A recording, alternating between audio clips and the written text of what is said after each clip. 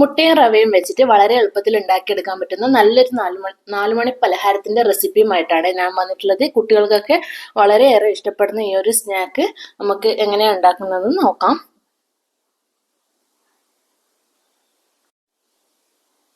അതിനുവേണ്ടി ഞാൻ അതിന് ഒരു ബൗൾ എടുത്തിട്ടുണ്ട്. അതിലേക്ക് 2 കോഴിമുട്ട പൊട്ടിച്ച് വെച്ചു കൊടുക്കാം. എന്നിട്ട് ഒരു വിസ്ക് വെച്ചിട്ടോ സ്പൂൺ വെച്ചിട്ടോ ഈ മുട്ട നന്നായിട്ടൊന്ന് ബീറ്റ് ചെയ്തെടുക്കാം. നമ്മൾ കേക്കിനൊക്കെ തയ്യാറാക്കുന്ന പോലെ നല്ല ബീറ്റായിട്ട് ഫ്ലഫി ആയിട്ട് എടുക്കേണ്ട ആവശ്യമൊന്നുമില്ല. നന്നായിട്ടൊന്ന് മിക്സ് ആയാൽ മതി. ഇനി ഇതിലേക്ക് മധുരത്തിന് ആവശ്യമായിട്ട് 1/4 കപ്പ് പഞ്ചസാരയാണ് ചേർത്ത് കൊടുക്കുന്നത്. 1/4 കപ്പ് പഞ്ചസാര കറക്റ്റ് പാകത്തിനുള്ള മധുരമാണ്. നിങ്ങൾക്ക് കുറച്ചധികം വേണമെങ്കിൽ 1-2 ടേബിൾ സ്പൂൺ അധികം ചേർത്ത് കൊടുക്കാം. ഇപ്പോൾ മുട്ടയും പഞ്ചസാരയൊക്കെ നന്നായിട്ട് മെൽട്ടായി വന്നിട്ടുണ്ട്. ഇനി ഇതിലേക്ക് ചേർത്ത് കൊടുക്കുന്നത് 1 കപ്പ് റവയാണ്. ഈ 2 മുട്ടയ്ക്ക് 1 കപ്പ് റവ എന്ന അളവിലാണ് ഇതെടുത്തിട്ടുള്ളത്. ഇത് കറക്റ്റ് പാകത്തിനുള്ള അളവാണ്.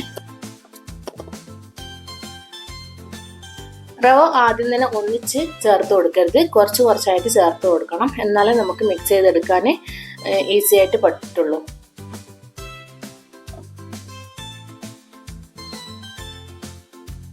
അപ്പോൾ ഇതിന് മധുരം ഒന്ന് ബാലൻസ് ആവാൻ വേണ്ടിയിട്ട് കുറച്ച് ഉപ്പ് ചേർത്ത് കൊടുക്കുന്നുണ്ട്.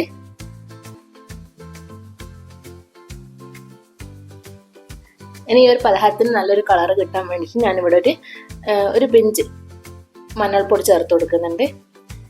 ഇനി നല്ലൊരു ഫ്ലേവറിന് വേണ്ടിയിട്ട് ഒരു 1/2 ടീസ്പൂൺ ഏലക്കാപ്പൊടി കൂടെ ചേർത്ത് കൊടുക്കുന്നുണ്ട്. ഇപ്പോൾ നമ്മൾ മാവിപ്പോൾ ഇവിടെ റെഡി ആയി വന്നിട്ടുണ്ട്. ഈ ഒരു കൺസിസ്റ്റൻസിയിലാണ് മാവ് വേണ്ടത്. ഇത് റെസ്റ്റ് ചെയ്യാൻ വെക്കേണ്ട ആവശ്യമൊന്നുമില്ല, പെട്ടെന്ന് തന്നെ നമുക്ക് ഉണ്ടാക്കിയെടുക്കാൻ പറ്റും. ഇനി ഞാനൊരു പാത്രത്തിൽ എണ്ണ ചൂടാക്കാൻ വെച്ചിട്ടുണ്ടായിരുന്നു. ഇനി എണ്ണ തിളച്ച് വരുന്ന സമയത്ത് ഇതിലേക്ക് നമ്മൾ തയ്യാറാക്കി വെച്ചിട്ടുള്ള മാവിൽ നിന്നും ഓരോ സ്പൂണ് വീതം ഇതിലേക്ക് ഇട്ട് കൊടുക്കാം. 2 ഭാഗവും മുരിഞ്ഞ് വരുന്നത് വരെ വെയിറ്റ് ചെയ്യാം. അങ്ങോട്ടും ഇങ്ങോട്ടും ഇളക്കി കൊടുത്തിട്ട് രണ്ടും മുരിച്ചെടുക്കാം. ഇതിപ്പോൾ 2 ഭാഗവും നന്നായിട്ട് മുരിഞ്ഞ് വന്നിട്ടുണ്ട്. പലഹാരമൊക്കെ നന്നായിട്ട് കുക്കായി വന്നിട്ടുണ്ട്. ഇനി നമുക്ക് എണ്ണയിൽ നിന്ന് കോരി മാറ്റാം. അപ്പോൾ എല്ലാതും ഞാൻ ഇതുപോലെ ചെയ്തെടുക്കുന്നുണ്ട്.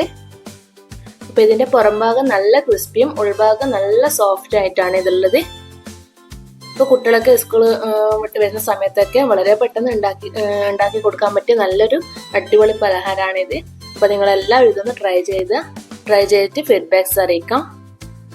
ഇതുപോലെയുള്ള ഈസി റെസിപ്പിയുമായിട്ട് വീണ്ടും കാണുന്നവരെ എല്ലാവർക്കും താങ്ക് യു.